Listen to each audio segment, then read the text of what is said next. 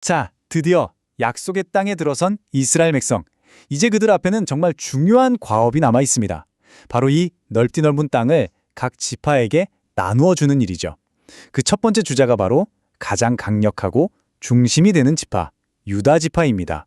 오늘은 여호수아 15장을 통해서요, 이 약속과 믿음, 그리고 그들이 남긴 숙제에 대한 이야기를 우리 함께 나눠보겠습니다. 한번 상상해 보세요. 여러분이 만약 이스라엘의 리더 여호수아였다면 이 거대한 땅을 어떻게 나누시겠어요? 이게 그냥 지도에 줄 긋는다고 끝날 문제가 전혀 아니었거든요. 이스라엘 지도자들 앞에 놓인 이 과제는요, 단순한 땅 분배를 넘어서 하나님의 거룩한 뜻을 이 땅에 실현하는 과정, 바로 그 자체였습니다. 여기서 아주 흥미로운 점이 있어요. 땅을 나눌 때 아주 명확한 원칙이 있었다는 겁니다. 결코 주먹구구식으로 한 게 아니었죠. 민수기 33장 54절에 나오는 것처럼 하나님께서 이미 모세를 통해 딱 정해주신 원칙이 있었어요. 바로 각 지파의 인구수에 비례해서 공평하게 나누는 거였습니다. 제비를 뽑아서 결정하긴 했지만 그 바탕에는 하나님의 공의로운 기준이 딱 자리하고 있었던 거죠. 자, 이제 유다 지파 전체의 큰 그림에서 한 인물에게로 카메라를 줌인해 보겠습니다. 바로 믿음의 영웅 갈렙입니다. 그의 이야기는요, 무려 40년 동안이나 묵묵히 기다려온 하나님의 약속이 과연 어떻게 이루어지는지를 정말 생생하게 보여줍니다. 갈렙은요, 믿음을 그저 말로만 하는 사람이 아니었어요. 행동으로 증명했죠.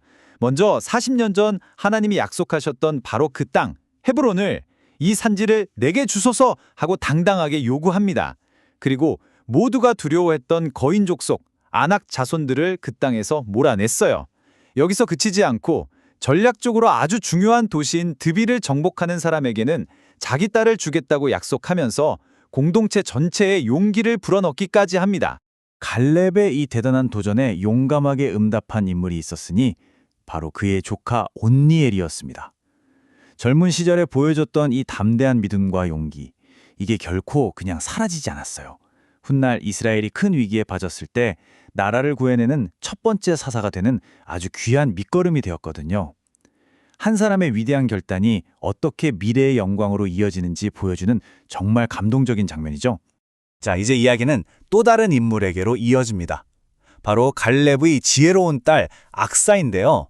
그녀의 짧은 이야기가 우리에게 진정한 복이 과연 무엇인지, 그리고 그걸 어떻게 구해야 하는지에 대한 정말 놀라운 통찰을 줍니다. 상황은 이랬습니다. 악사가 아버지 갈렙에게 결혼 선물로 땅을 받았어요. 정말 큰 선물이었죠. 그런데 문제가 하나 있었어요. 그 땅이 네게부 땅, 그러니까 남쪽에 있는 아주 건조하고 메마른 땅이었다는 겁니다. 살아가는데 가장 중요한 자원, 바로 물이 부족한 땅이었죠. 바로 여기서 악사의 지혜가 정말 빛을 발합니다. 그녀는 그냥 아버지 물이 필요해요 라고 말하지 않아요. 내게 복을 주소서라고 간구하죠. 이게 무슨 뜻일까요?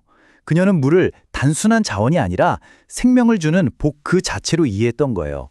땅만 있어서는 안 되고 그 땅을 풍요롭게 할 샘물이 있어야만 비로소 온전한 복이 된다는 걸 알았던 거죠.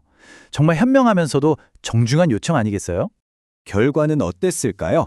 아버지는 딸의 이 지혜로운 요청에 감동해서 그녀가 구한 것보다 더 많은 것을 줍니다.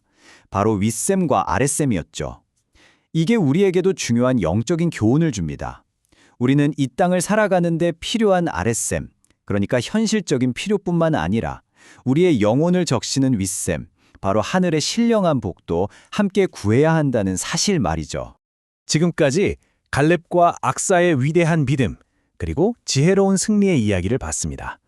그런데요, 여호수아 15장은 여기서 끝나질 않아요. 이제 이야기의 초점은 지금까지의 위대한 승리와는 정반대되는 아주 중요하고 오랫동안 남게 될 한 가지 실패로 넘어갑니다.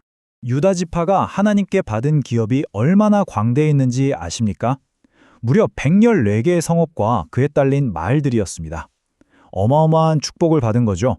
그렇기 때문에 바로 다음에 나오는 이 마지막 구절의 실패가 우리에게 더욱 뼈아픈 교훈으로 다가오는 겁니다. 그 실패의 중심에는 예루살렘의 여부스 족속이 있었습니다. 아니, 당시에 가장 강력했던 유다 지파가 왜 이들을 완전히 쫓아내지 못했을까요? 성경은 그들이 쫓아내지 못하였다고 기록하는데 많은 해석가들은 이게 능력의 문제가 아니라 의지의 문제였다고 지적합니다. 다시 말해서 할 수 있었는데도 타협하고 안주하려는 게으름과 불신앙 때문에 안 했다는 거죠.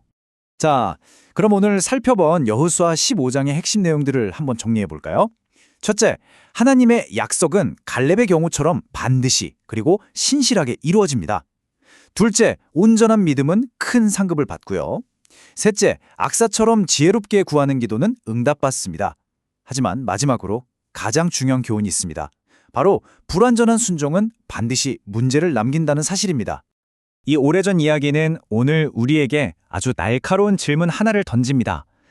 유다 지파가 예루살렘에 여부스 족속을 남겨뒀던 것처럼 혹시 우리의 삶 속에도 해결하지 않고 그냥 내버려둔 여부스 족속은 없을까요?